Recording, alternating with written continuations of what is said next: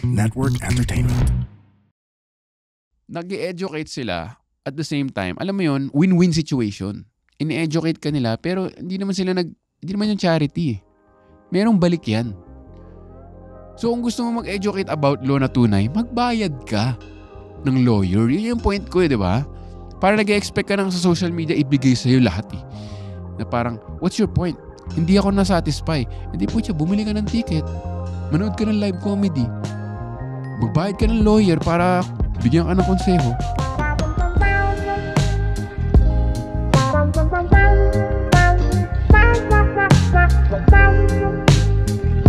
Welcome to Intellectual Wall with Victor Anastasio, another solo episode recorded here in the Pod Network Studios, produced by the Pod Network. The Pod Network, the one and only Pod Network.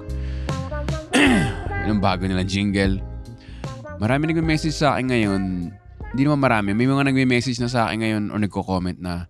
Pero kasi nagpo-post ako ng mga hate comments, screenshot sa social media. Tapos may mga nag-concern na talaga na, but seriously, sana hindi ka naapektuhan or kumusta ka na ba?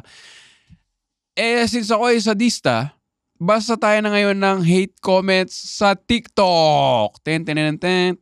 Yan ang ating episode ngayon.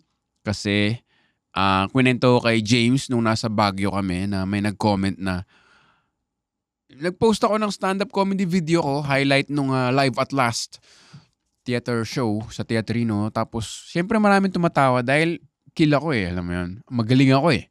Pero ayaw maniwala ng mga taga-TikTok lagi. Usually taga-TikTok yan eh. And to a much lesser extent, Facebook. Instagram, nagkakaroon na rin eh. Alam mo yun? Pero may mga nagsasabi na peke yung tawa or corny yung mga tumatawa or autistic yung mga tumatawa. Yun yung comment. Sabi ko may nag-comment, autistic yung mga tumatawa. O-T-E-S-T-I-K. Autistic. Tapos sabi ni James, na ako sinasabi kasi Victor, tigilan mo na yan. Sabi ko, hindi ako yung nag-comment. Sabi niya, hindi yung pagbasa ng comments. Wala maidudulot yan, mababadrip ka lang. Di gawin nating episode. Pero may point siya eh. Kunwari alam ko ng contentious. Yun din sinabi niya eh. Contentious? Pagka-controversial na yung episode or post, hindi niya nababasahin yung comments kasi masisira ka lang eh. Ang nababasa niya lang na hate comments yung pag medyo neutral yung content or funny lang or light lang tas maraming positive comments, may maliligaw pa rin. Alam mo yung parang ipis na may maliligaw pa rin na hate comment doon. Doon lang siya nakakabasa ng hate comment. Pero, nagtaka ako eh. Ano bang meron? Dito sa mahiwagang mundo ng TikTok. Tignan natin. Kasi may pinost ako dito. Teka, hanapin ko lang ha. Alam nyo naman ako, hindi ako nagpe-prepare. Meron akong pinost na sa States, ang Jeep Wrangler. Puting Jeep Wrangler. Ang kilalang stand-up comedian, ito. Si Bill Burr, example ko doon. Or kung sino man, Dave Chappelle, Bill Burr, Chris Rock, Jokoy. Tapos sa Pilipinas, ito ang Jeep. Yung Jeep na makulay. Alam mo na, Saraw, recycled Jeep. Tapos, ang kilalang stand-up comedian na ito. Tapos si Vice Ganda na, siyempre naka-costume siya. Tapos ang daming hate na nakuha nun. Yung sinasabi ko lang naman, yun yung kilala. Tapos bago ko basahin verbatim, may nagsabi na, Western yan eh. Di sa Amerika mag-stand-up. Tapos kaya na sinabi ko sa Cool Pass episode, anong Amerika mag-stand-up? Amerika yung Jeep, bobo. Tain na. Yung Jeep na nakita mo sa kalsada, mga tira-tira lang na yan ng World War II ng US Army. Hindi naman yung Pinoy. Hindi naman Pinoy nag-invento niyan eh. O yung drag. Tagalog ba yung drag?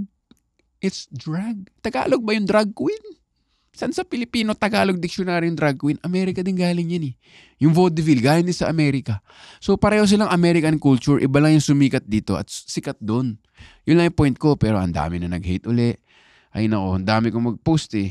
Talagang sobrang sipag ko eh, so hindi ko na mahanap yung post na yun. Teka lang. Lalapit din tayo dyan. Pero maghanap muna tayo ng ibang hate comment. Ayan, ang post ko ay tungkol sa medyo nadulas ako dun. Pero hindi kasi to explicitly about martial law, no? Meron akong post sa Instagram. Kung hindi nyo pa ako follow nyo ako. TikTok, follow nyo ako. Para i-bash nyo ako. TikTok, Bashland. Sa Germany kasi may mga stepping stones. Diba? May nag-video ako sa Germany. Kasama ko si Chi at mga barkada ko. Nakasulat dun sa stepping stones nila, murdered. Hindi executed. Hindi killed, kundi murdered. These Jews were murdered. Ganyan. Buti pa yung mga ibang bansa. May sense of history sila. May justice.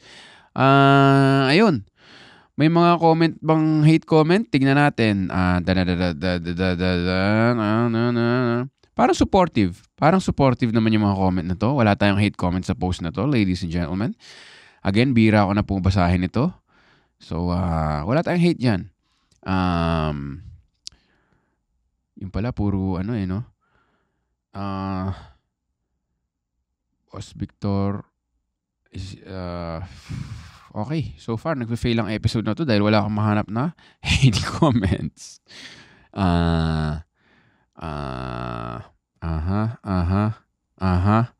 Ito. Mala-mala. May pinost ako sa Instagram or sa TikTok about middle class bubble na joke. Kasi basically gusto kong tumulong sa mga tao, gusto kong tumulong sa mga pulubi, nagbibigyan ako ng tsinelas, pero ang hirap kasi i-judge mo yung mga nasa kalye, hindi mo alam kung pulubi ba yun or nagko-commute lang. Tapos nabanggit ko sa video na out of touch tayo, burgis tayo, kaya natalo si Lenny. Ayan, sabi dito, true out of touch Lenny supporters nagpatalo sa kanya. Hindi siya hate. May nag-comment dito, all caps, Ateneo, middle class, question mark. Tapos may nag-comment sa kanya, upper middle. Iba na, every 5 years kasi nagmamahal yung tuition eh. Alam mo yun? Tsaka hindi naman lahat ng nasa Ateneo, riches of the rich. Pero syempre, kung hindi ka taga Ateneo, hindi ka taga private school, yun yung perception mo, di ba? Pero even within Ateneo, may levels yan.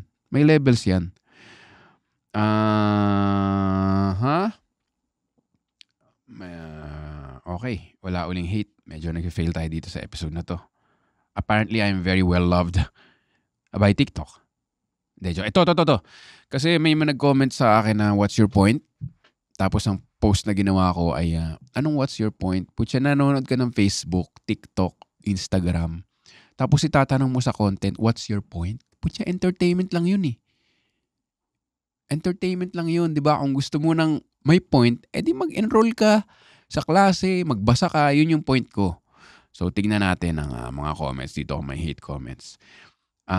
Yan. Hindi ko na sabihin yung pangalan. Umiiyak ka na naman, bossing ah.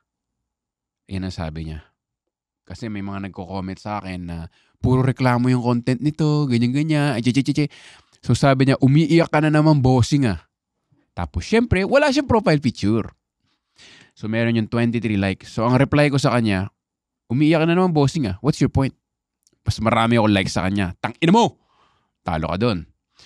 Ano ba? Naghihintay kasi sila ng punchline, wala pala. Crying emoji.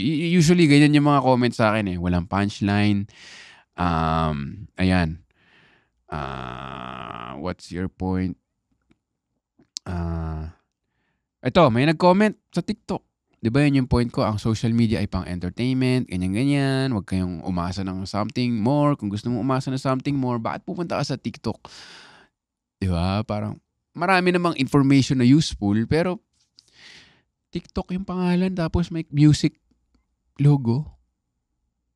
Doon ka maghahanap ng primary info mo. Pero sabi niya, bro, hindi lang pang entertainment ang social media kahit free pa yan. YouTube pa lang ang daming tutorials. Kahit sa TikTok may creators na ang content is to educate, like mga lawyers. Ito na ba sinasabi ko, di ba? Kung maghanap ka ng legal advice, pupunta ang TikTok. Ina mo, kaya ka nakulong eh. YouTube pa lang ang dami ng tutorials. Kahit sa TikTok may creators ang content is to educate, like mga lawyers. Alam mo, iho, yun yung pinakamasayang gawin eh, no? Tatawagin mong iho yung isang tao or boy para maliitin mo siya. Alam mo, iho, hindi naman busilak ang puso ng mga taong creators na fina-follow mo. Ang content nila is not to educate but to sell themselves. Yan ang naked truth. Yan ang ugly truth. Yung mga lawyers na yan, yung mga doktor na nagti-TikTok, Siyempre, lalakas ang practice nila dahil sa TikTok. And siyempre, hindi naman yung zero-sum game. Kung di mo alam kung ano yung zero-sum game, tayo huwag ka na manood. Joke lang, i-google nyo kasi nabasa ko yan eh. Tapos sabi ko, gagamitin ko to, parang talino ko. Hindi naman to zero-sum game. O, di ba? Zero-sum game. Nag-educate sila at the same time. Alam mo yun, win-win situation. In-educate ka nila, pero hindi naman yung charity eh. Merong balik yan. So kung gusto mo mag-educate about law na tunay, magbayad ka ng lawyer. Yun yung point ko eh, di ba? Para nag-expect ka nang sa social media ibigay sa'yo lahat eh. Na parang, what's your point? Hindi ako nasatisfy. Hindi po siya, bumili ka ng ticket. Manood ka ng live comedy. Magbayad ka ng lawyer para bigyan ka ng konseho. Ito. Baka kasi tinutukoy nila na what's your point is as a stand-up comedian, parang nagrarant ka. I don't know, baka ganun. So pag stand-up comedian, hindi raw dapat mag-rant. Okay, pag tumingin ka sa dictionary, yung word na tanga, mukha niya yun nandun. Baka yun ang trabaho ng comedian. Si Jaya Seinfeld mismo nagsabi, professional complainer ka eh. Pero ito yung mga tao na you don't have to offend people to do comedy. You don't have to offend people to do comedy. There can be stand-up comedians who are non-offensive and who are positive. Sino? Diba kahit Ellen DeGeneres yan or positive stand-up comedian, lahat yan may negative. Kasi doon nanggagaling yung comedy eh. Saan nakakita ng stand-up comedian na hindi nagrarant. Sobrang pogi kong ganda ng gising ko today guys. Diba? Nakakatawa ba yun? What's your point? Mali ka. Ba't siya galit? Crying emoji. Bakit hindi? Pakialam mo, diba? Ha? Yan. Ito. Galit na naman yung kindred spirit ko. Yan ang gusto ko. Embrace the anger. Embrace the anger. Gawin natin comedy, di ba? Para masaya. Minsan, hindi. Supportive yung mga comments eh. Hindi pasok sa, Hindi pasok sa, Pero yun lang. Yun lang. May dalawa tayong hate comment. Yan. I beg to disagree kasi kahit nagpapatawa ka, may substance most of the time. Lalo na pag politics ang topic. Kaya isa ka sa mga lods ko. Guys naman! Akala ko hate comment eh. Sorry ah. Pero, oo nga no. Maghanap tayo ng maraming hate. Bakit hindi to invitation para mag-hate. Pero, ito, yung mga may millions of views. Tingnan natin. Mag-scroll down tayo. Wala pa rin. Grabe. Pwede ako manalo ng Webby Awards nito Most like, wala Labas ka na uli sa O-Shopping. Nakakamiss yung O-Shopping. Puro ka na yung puyat ako nanonood ng O-Shopping. Katabataan natin talaga ABS-CBN Network. Pinapanood natin classic shows at news. Puro ganun O-Shopping. Dati gantong oras kita nakikita sa O-Shopping. Ngayon pati na rin sa TikTok. Ang prim niya magsalita sa O-Shopping. Tas ganito pala talaga siya. Surprise, motherfuckers! Puro O-Shopping. Hindi hate ko. Well, gawin na lang natin yung title ng comedy, reading comments on TikTok. Kasi marami talaga ako ewan ko kung ganun yung algorithm. Papakitaan ka ng mga hate comments. Tapos kahit hindi maraming likes, papakitaan ka pa rin. Alam mo yun? Ito, yung joke ko about Ben and Ben. Basically, Sham, yung Ben and Ben, yun yung question ko. Parang, Sham yung Ben and Ben? Ano ba kailangan? Vocalist, gitarista, drums, bass. 4 na yun Piano, di ba? May 4 pa. Feeling ko saling kit-kit yung 4 dun. Alam mo yun, yung pinsan walang trabaho, and so on and so forth. Ito ang mga hate comments na nakuha natin. Nagjo-joke ba to? Question mark. At 90 ang nag-like sa kanya. Yan yung mga usually ganun Nagjo-joke ba to? Hindi. Nagtutula. Hirap mo pasayahin. May nag-defend din sa akin. So yan yung mga usual lang. By the way, last night, sa Instagram, may nag-comment sa akin na parang ang sarap mo mag-Viva Max ka na lang para pakita mo yung utin mo or something. So nireplyan ko siya. Ikaw ay opposite ng pride. Kaya hirap na hirap ang mga ibang LGBT na makakuha ng respeto ay dahil sa tulad mo. Mga ganon. Di ako naging homophobic. Sinasabi ko lang, Huwag kayong ganun dahil nahihirapan yung movement eh. Alam mo yun? Babastos yung mag-comment. I went to Ben and Ben's concert and all of them are napaka-talented. Yung each instruments na pinapatugtog nila ay nandoon for a purpose. Period. Hindi siya hate comment pero parang pinagtatanggol niya yung joke. Alam mo yun na yung joke kasi. Ito. Ang pinakamaraming hate na nakita ko, dapat pala nag-prepare ako, no? Dapat scroll down ko next time. Yung sa reggae joke ko. Kasi tinawag ko silang tamad at adik. Grabe, for a peaceful, Jah bless you, Jah bless community. Nag-joke na ako tungkol sa BBM, nag-joke na ako tungkol sa Lenny, sa Ben and Ben, sa religion. Yun ang pinakamaraming nakuha kong hate. Mga reggae, rasta. Grabe. Kakaiba. It's counterintuitive. Counterintuitive. Next time siguro. Pero ito ang sagot niya sa aking Ben and Ben joke. Clearly, a lot of you don't know what acoustic band is. It's not about the instrument they use. They build as a band and lahat ng songs nila nag-aambagan sila ng lines for better deep meaning. Thank you for the TED Talk. Hindi pa siya tapos. I guess na-offend talaga siya or na-epektuhan siya. You might not hear the instruments pero malaking bagay rin yung tugtog tulong nila. Di lang napapansin kasi nakafocus tayo and sa main instruments. Tama naman. Pero meron na akong hashtag stand-up comedian at tumatawa yung mga tao. Hindi siya hate comment. Parang, ewan ko. As a liwanag. Ano liwanag? Yung ba yung pangalan ng fans ng Ben and Ben? Liwanag? O hindi. O yung ba yung pamilya nila?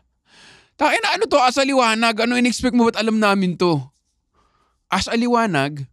Putya, ano ba? Sikat ba yung pamilya nyo? Hindi ko alam. As a liwanag, medj nainis ako sa part na saling kit-kit. Huhu, kasi lahat sila may purpose doon sa band. Kaya nga naging patok sila sa masa dahil may something yung songs nila. Hindi rin hate eh. Alam mo yun? Tama sila eh. Hindi, tama sila. Tapos nagmamadali. Okay. Hindi ko mahanap yung hate ko. Anyway. I wanted to play the victim today, guys. I wanted to play the victim. I wanted to be woe is me. Everyone hates me. But then, hindi ko mahanap yung mga hate comments. Ito, poblasyon, joke. Poblasyon.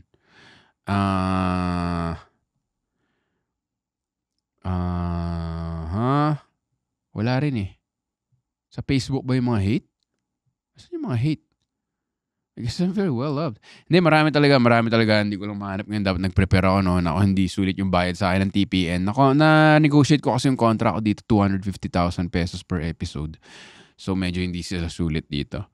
Ano pa ba? Sabi sa inyo di corny si Victor. Fuck. Akala ko corny. Sabi sa inyo, hindi ko to iniimbento Hindi ko to iniimbento. Sabi sa inyo, di corny si Victor Ha, all caps. Maraming salamat sa iyo.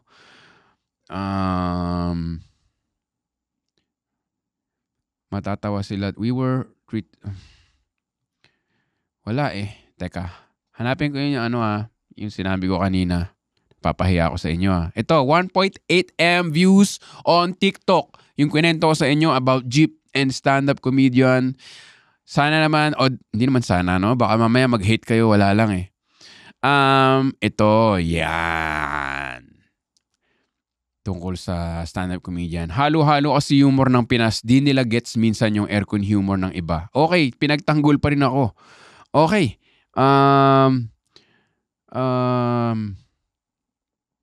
Bakit parang iiyak na siya? Lol, parang pare-pareho sila ng script, no? Hindi creative. Hindi katulad nung hate kay Red na yung ilong mo parang upuan ng bike. Wala pa ako nakikita ganun Parang pare-pareho lang Bakit parang iiyak na siya? Lol. Yan. Never ako natawa pag yan na, putang, nag-give me the good stuff, pare. Never ako natawa pag nagbibitaw siya ng patawa. Ilocano 2022 yung kanyang username. Alam na natin hindi bumibili ng ticket to. Ilocano Ilocano po ako self-deprecating yun. So paano mo nalaman na hindi ka natatawa pag nagbibitaw ka ng patawa hindi mo pa naman ako nakita. Yon ang hate. Guys, hindi ata na-gets ni Victor yung sinabi sa kanya. Victor, ang ibig sabihin nun, hindi ka nakakatawa sa Amerika man o sa Pilipinas. Yan ang mga hate comments. Guys, hindi ata na-gets ni Victor yung sinabi sa kanya. Hindi ko alam kung sino nagsabi sa akin nun. Victor, ang ibig sabihin nun, parang 2 beses pa sinabi yung Victor, no? Ano tayo, close? Victor, ang ibig sabihin nun, hindi ka nakakatawa sa Amerika man o sa Pilipinas. May 5 replies. The biggest joke is when you are born. Okay, pwede. Pwede. Nasa Amerika ka ba? Yan ang tinatanong, di ba? Nasa Amerika ka ba? May 14 replies. Dapat pala, nagsimula pa. Ito na yung inopen ko. Daming hate eh. Sarap. Wow, edgy. Again, hindi ko sinasabing i-hate comment nyo ako Pinapakita ko lang yung nasa Amerika ka ba? Pero yun nga yung jeep, sa raw jeep, makulay na jeep. Gaya din sa States yun pati yung drag or yung pero mas grabe yung insult jokes ng stand-up comedian sa Amerika. Okay, wala. Okay, next, wale Yan, 244 likes. Okay, next, wale Yan lang. Yun lang, nasa Pinas tayo. Yung nga lang, tama ka. Boss, wag na to. Chismis. Oo na. Pero wala kang bilang sa LOL. Yan, yun yung marami ko nakukuha ang hate talaga sa LOL Galit talaga sila sa akin sa TikTok Oo. Kaso wala kang bilang sa LOL. Anong wala kang bilang? Wala kang ambag, parang ganon. Real talk. Yan. Ito pa. Okay. Bakit ka galit? Di sana sa last one laughing USA ka sumali po. Yan. Sana doon na lang daw ako sumali dahil pang States daw yung humor ko. Pang States lang daw. Pang States lang daw magsalita ng nakakatawa, no? Kailangan daw pa nagpatawa sa Pilipinas. Kailangan magbihis ka muna tsaka may CD ka. So sabihan nyo yung mga kaibigan nyo na nagpapatawa sa inyo. Tangina sa yung CD mo. Sa States ka magpatawa. Bakit wala kang costume tsaka makeup? Ba't ka nagpapatawa dito sa barkada? Nasa Pilipinas tayo. Nagiinuman tayo. Napapatawa ka dito. Sa States tayo mag-inuman. Yun ang ibig niya sabihin. Parang therapy to no, Jeff?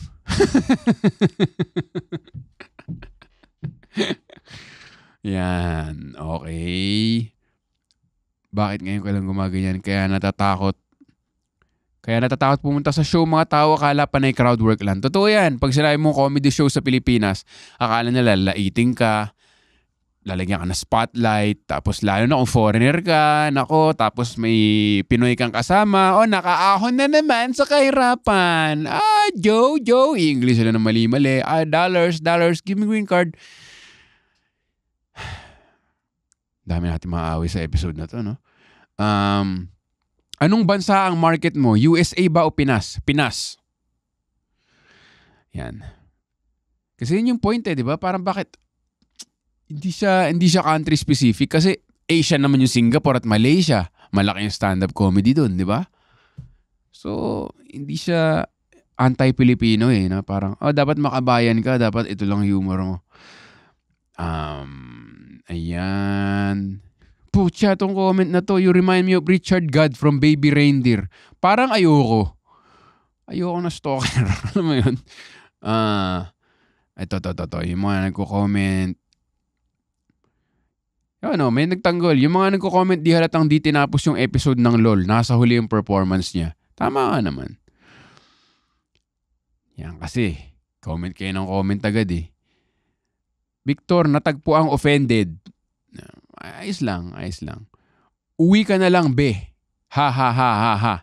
Take note sa bahay ko ni-record to. Saan ako uwi? Ayun. Shopping na naman. Never ever judge someone's career. Please be kind to people. Kung hindi pasok sa taste nyo, then it's not for you guys. Tama naman. Hindi ko alam kung ako ba yung pinapagalitan niya o ibang tao. Ayun. Hindi rin gaso karami yung hate no? Pero pwede na. Kaso di makasabay sa LOL. Yan ang hate comment sa akin. Diniscuss ko to sa episode ng Cool Pals. Yan.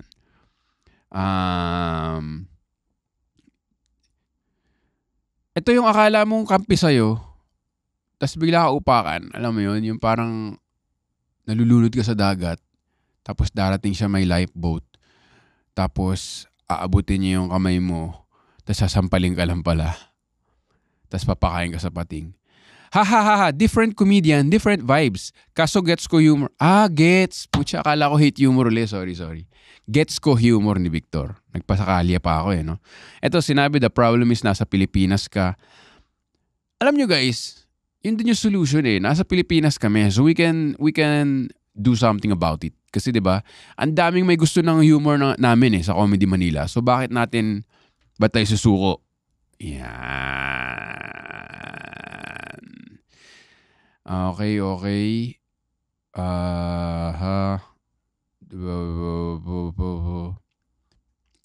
Yun, usually ganun Ngayong sinasabi ko sa podcast, parang hindi siya masyadong nakakainis. Kasi baka performance to, alam mo yun, may content dapat. Pero pag mag-isa ka at alam mo yung kumakain ka lang ng lunch, na hindi, yung utak ko, hindi ako comedian Victor, kundi alam mo yung tao lang na may social media, alam mo yung titignan mo lang yung post ng friends mo, tapos bigla may mga ganon, ba't ka nagpatawa, change career ka na, yun yung nakakainis ngayon as comedian, parang, kaya naman. Ayan maraming supportive, nakakagulat sobrang ginudge ko yung TikTok. Sino ba to? Yan. Marami akong screenshot na na usually sa LOL yung mga hate pero yan yung mga nakuha ko. Sino to? Ano raw? Sino ka ba? Di naman sikat. Yan. Okay. Di ko alam, natatawa o napasmile ako sa mga di ko maintindihan, di ko gets. Yan. So yan. Walang kwentang episode. Pero nakahanap naman tayo ng mga onting hate. Not as much na parang talagang shocking. Pero pwede na rin. Teka, tingnan natin. Kasi usually pagka nagrereklamo ko, nag-a-agree na yung mga tao alam mo yun. So, hindi ako yung target. Maganda pa tayo last na lang. Patapos na yung episode na to.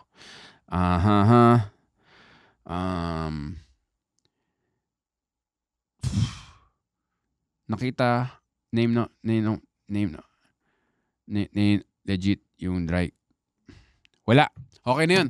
Maraming salamat at ito ang ating episode na reading comments on TikTok. I'm sure marami pang hate. Siguro ulitin ko na yung reggae naman ang babasahin ko para yun sobrang dami talaga katipong hindi ka kasi edukado sa eksena, tanga, siguro shabu tinitira mo, ganyan, may mga nag-DM pa sa akin. Yun pero wala, yun yung na-realize ko pagkasama mo yung mga ibang comedians siguro, nandito ka sa The Pod Network at bilang komedyante ako, alam mo yun, nagbihis ako, nag-prepare ako mentally na comedian ako today. Alam mo yun? Parang hindi masakit. Pero yun nga, kasi tao lang naman din di ba? Tao rin. Pare, tao rin.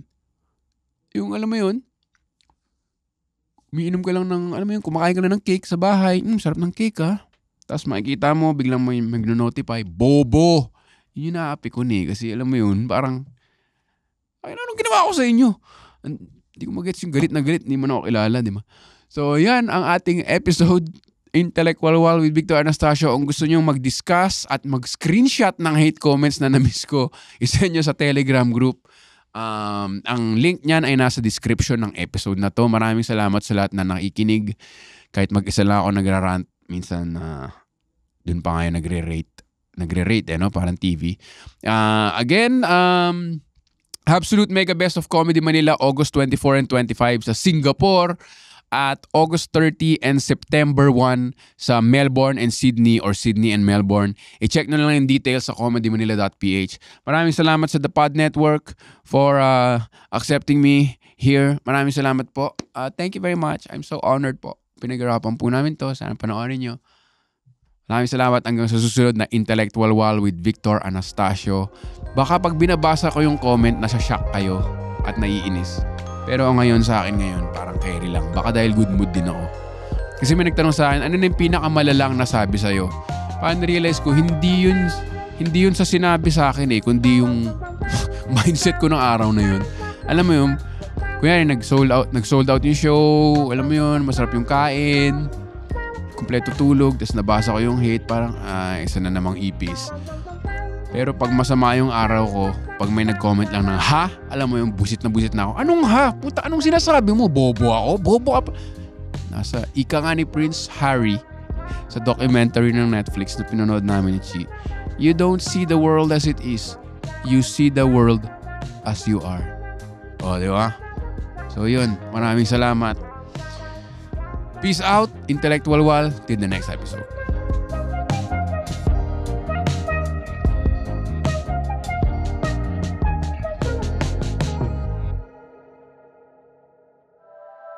The opinions of podcast creators, hosts, and guests are not necessarily reflective of the official stance of the Pod Network Entertainment, its hosts, or other network programs. The content created by the people behind the podcast is personal and not meant to harm any religion, ethnicity, group, organization, company, or individual.